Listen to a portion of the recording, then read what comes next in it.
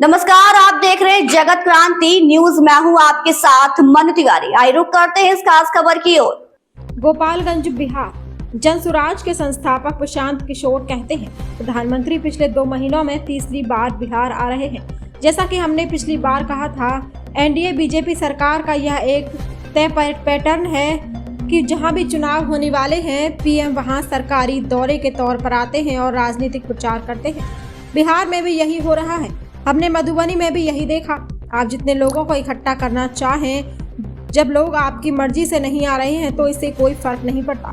दूसरी बात जो बिहार के लोगों को समझनी चाहिए, ये वह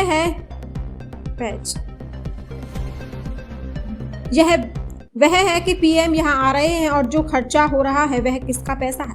बिहार सरकार का, बिहार के लोगों का। आप बिहार के लोगों के पैसे से अपनी राजनीतिक रैली क्यों कर रहे हैं? लोग चाहते हैं कि पीएम उन्हें बताएं कि बिहार से पलायन कब रुकेगा।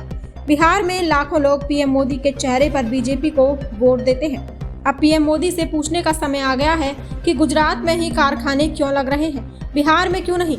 सिर्फ युवाओं के लिए ही क्यों? बिहार में कौन से लोग गुजरात में मजदूरी करने जाते हैं?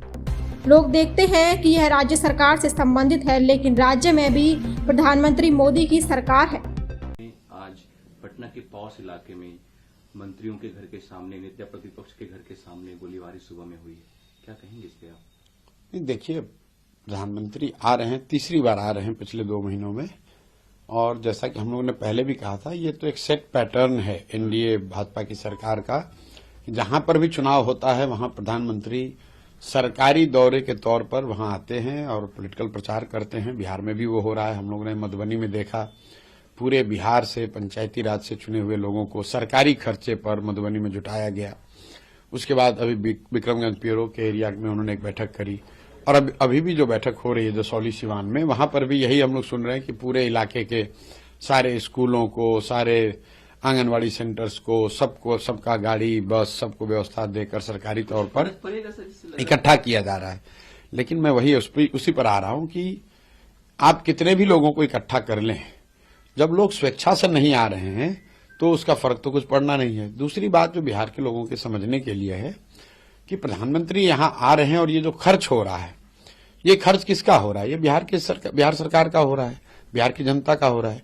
तो आप कुछ दीजिए या न दीजिए बिहार को, कम से कम बिहार के लोगों के पैसे से अपना पॉलिटिकल रैली क्यों कर रहे हैं? रह गई बात कि प्रधानमंत्री इन रैलियों में आकर क्या कह रहे हैं। प्रधानमंत्री आकर तो वही बात कह रहे हैं कि हमने बिहार के लोगों के लिए अनाज की व्यवस्था कर दी, बिहार के श्रमिकों को गुजरात जाने के लिए ट्रेन की व्यवस्था कर दी। तो ये बातें तो लोग 10-15 साल से सुनकर पक गए हैं।